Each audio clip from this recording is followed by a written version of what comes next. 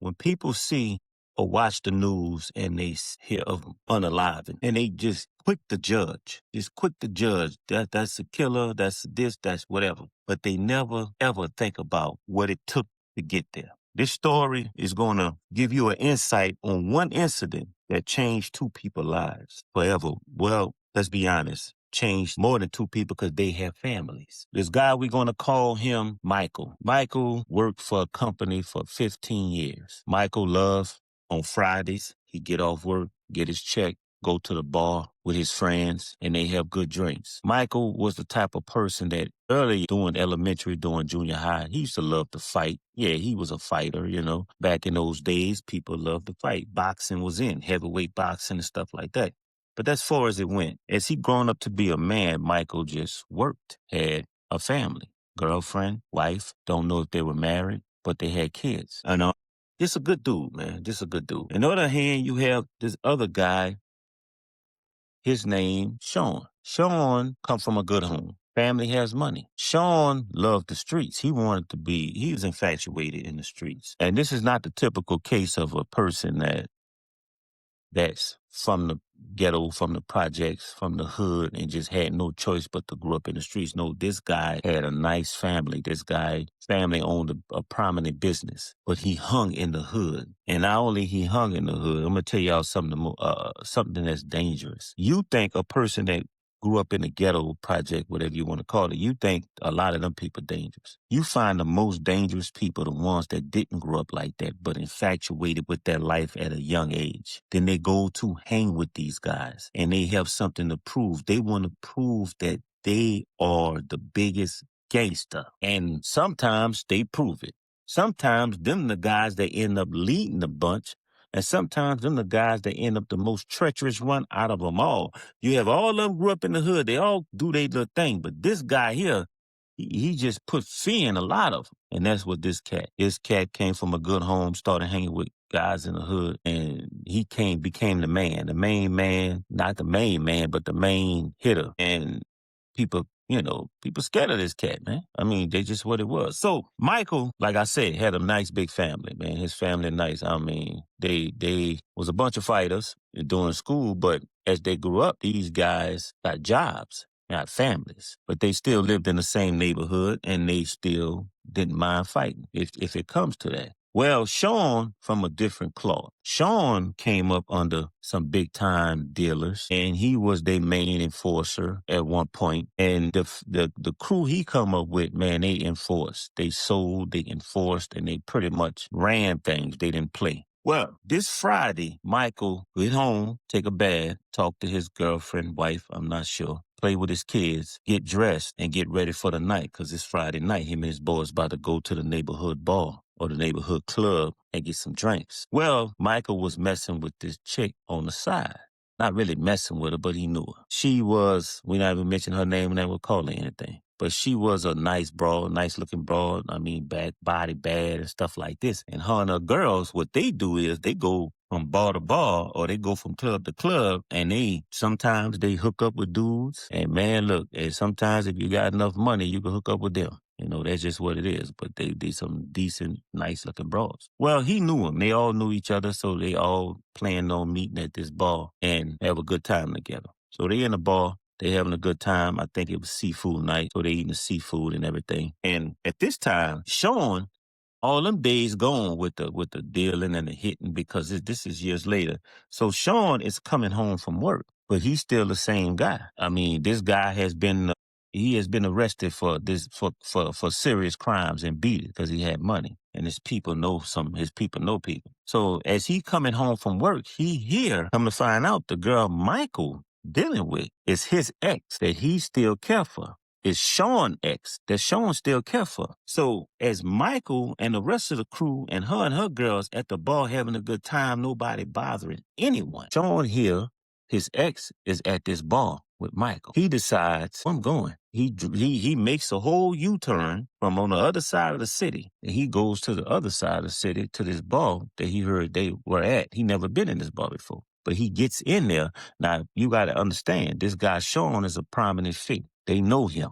They when you see him, it's like, that's your boy, you know. So he walks up in there and he looking at his girlfriend and her crew, which they all know each other. So he go to hugging and kissing them and stuff like that.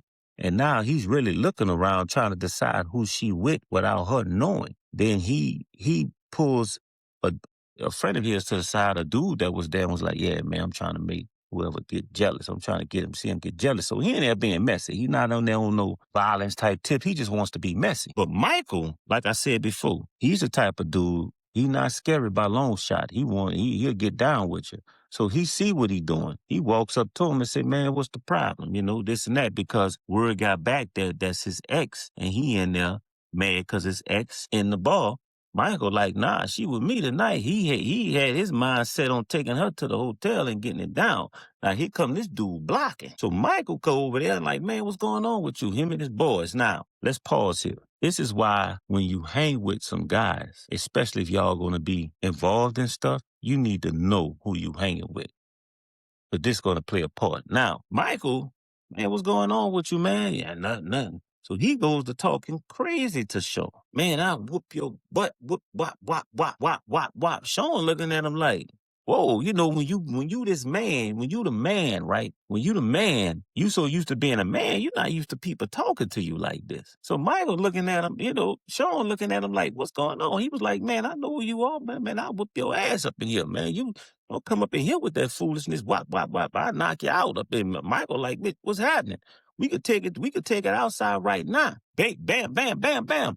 Now, Mark is about 6 feet. Sean, on the other hand, I need you to understand something. Even though I said Sean was a hitter, Sean was like 6'2", big dude, and had hands. Was not, he could have just he would have whooped Michael ass. Yeah, I'm going to tell you right now, Michael couldn't beat Sean. I know Sean. I know him good. Sean couldn't believe that this guy talking to me like this. Who this guy think he is? You know, what is, you know, like, so Sean leaves. Michael started talking. Nah, the girls, they know Sean. They trying to tell Michael, look, man, you need to go. You need to go. That got out of hand. You need to go. You know what I'm saying? If he would have stood here and beat your ass, it would have been something different, but he ain't staying here. He gone. He's out of here. You need to go, man. I ain't going nowhere. I come here all the time. Ain't nobody scared. Granted, Michael got about 8, 9, 10 dudes with him, right? Sean leaves, go to the neighborhood. People already heard what happened. Now, a lot of people know Michael too. A lot of people know Michael. They heard. They telling Sean, let it go, man. It's nothing. It's nothing. Let it go. Sean said, man, nobody told me like that. What's wrong with him? Well, you know, just like this. And matter of fact, I skipped the part when he was there and Michael was talking to him and wanted to fight. Sean put his hands in the air and was like, you got that, bro. I hear you. But you ain't gonna talk to me like that, and walked off, right? So when they trying to talk him out of doing whatever, he was like, nah, no one talking to me like that. That's just what it is. Now, who knows what happened or how this happened? But later on, they still at the bar. The Sean X and her girls are still at the bar. They trying to get Michael to go. They about to leave. It's a lot of them about to leave. And they just standing around, you know. All this is his little crew, his little dudes he grew up with, Michael. So they standing around the bar. And one of Sean X's friends, a girl, went to tell Michael, look, you need to go and calm down, bro. You don't need to be talking like that. That's not you. And you know, they was talking. And then a guy came up and said, look, I know, Sean, man. You really need to get out of here, and you don't need to come back here for a minute. Man, I'm not scared. I'm not this. So it's 3 of them standing there. I'm not scared. I'm not this. I'm not that. Right when he's saying that, somebody is walking up the street. Just so happened nobody see this guy coming up the street. It's a guy coming up the street, not Sean. But it's a guy coming up the street. And as he walking up the street while Michael talking to the dude and the chick, he walks up right behind Michael and bam, hit him in the head. Michael fall. When he hit Michael in the head, I guess it must have came out the other side and hit the other dude he was talking to. So they both fall. As Michael fall, the guy that came up the street stood over him, hit him twice and walked off. I need y'all to understand me. Walked off. I need you to understand this picture. It's at least Michael and 10 of his homies around. This guy was able to walk up, hit him in the head. The other dude get hit, stood over, hit him twice. Now, nobody ever seen this other cat before. Nobody ever seen him before. Never. They never saw. They don't know who he is, like, But he was able to do all that with 10 of his partners around. Maybe that's different, I don't know. So let me move on. So Michael's gone, right? Sean didn't do it. Sean wasn't there. Somebody came from the dark and did it, Well, just so happened somebody knew who the cat was, because not a day later, the police knew the parties at play, alleged parties. The dude went to the hospital. Sean went visit him because they knew the dude. The other guy with him went to go visit him too. It was two of them. And the other dude he was trying to wonder why they looking sad, why they looking like, bruh, why Sean and the other guy looking all, bruh. He asking, man, what happened? The streets talking? What happened? They just got their head down because they feel bad that their partner was shot, right? And come to find out, them two got arrested. Sean and the other cat that visited him in the hospital. Come to find out, them two got arrested. And when they got arrested, he was like, oh, man, that's why they were, but they arrested, not found guilty yet, man. And I'm going to tell you the long story short, man, Michael ended up gone. The other guy ended up, and Sean and the other guy ended up in jail for life, in prison for life. And all this is over a female. Not only a female, it's because people can't hold their temper and you don't have to confront every situation. I'm not blaming Michael. I'm not blaming. The only person to blame is the ones that did it, but that's that. And, you hear that on the news. You hear about something like this on the news and you say, oh, man, it's just crazy. It's them, you know what they say, the usual suspects and everything. But no one knows the situation. You'll never know what happened before, how this happened. Could it have been avoided?